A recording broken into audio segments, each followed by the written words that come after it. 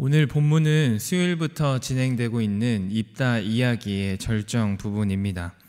어제 본문에서 입다는 암몬 왕을 설득하려고 하였지만 암몬 왕은 입다가 한 말을 듣지 않고 무시해 버립니다. 그 후에 여호와의 영이 입다에게 임하십니다. 여호와의 영이 임하셨다라는 표현은 사사기에 자주 등장하는 표현입니다. 사사기 3장 10절을 읽어드리도록 하겠습니다. 여호와의 영이 그에게 임하셨으므로 그가 이스라엘의 사사가 되어 나가서 싸울 때에 여호와께서 메소포타미아 왕 구산 리사다임을 그의 손에 넘겨주심에 온니엘의 손이 구산 리사다임을 이기니라. 아멘. 여호와의 영이 임하자 온니엘은 사사가 되어 전쟁에서 승리하게 됩니다. 이처럼 여호와의 영이 임했다라는 것은 사사가 하나님의 도우심을 입어 사사로서의 역할을 수행해 나갈 것임을 암시할 수 있도록 해주고 있습니다. 그래서 29절을 읽는 독자들은 드디어 입다가 승리를 얻을 수 있겠구나라는 기대를 해볼 수 있는 것입니다. 그런데 입다에게 하나님의 영이 임하고 나서 곧바로 나온 구절은 독자들을 당혹스럽게 만듭니다. 30절에서 31절을 함께 읽어보도록 하겠습니다. 그가 여호와께 서원하여 이르되 주께서 과연 암몬 자손을 내 손에 넘겨주시면 내가 암몬 자손에게서 평안히 돌아올 때에 누구든지 내 진문에서 나와서 나를 영접하는 그는 여호와께 돌릴 것이니 내가 그를 번제물로 드리겠나이다 하니라.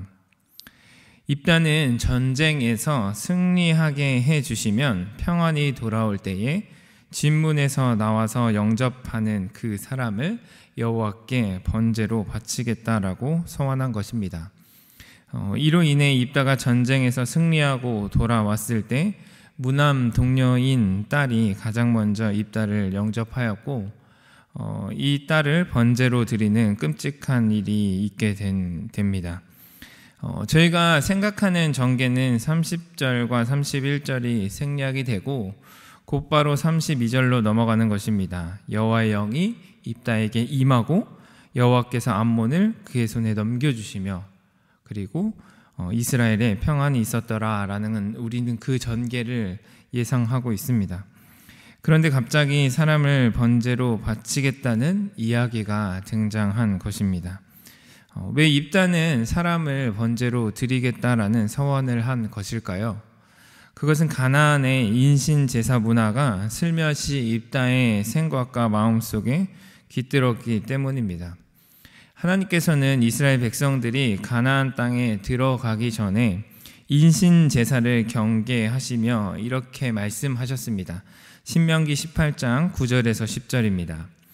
내 하나님 여호와께서 내게 주시는 땅에 들어가거든 너는 그 민족들의 가증한 행위를 본받지 말 것이니 그의 아들이나 딸을 불 가운데로 지나게 하는 자나 점쟁이나 기륭을 말하는 자나 요술하는 자나 무당이나. 하나님께서는 가나안 땅의 가증한 행위를 이야기를 하시며 인신제사에 대해서 언급하셨습니다. 그런데 입다는 가증한 가나안 문화에 슬며시 젖어 들어갔던 것입니다. 이것이 암흑길을 걷고 있는 사사기의 실상이며 저희들의 모습이기도 합니다.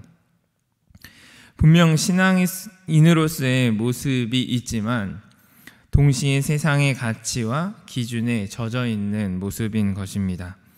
하나님께서는 이런 모습을 경계하시며 로마서에서 사도 바울을 통해 이렇게 말씀하고 계십니다.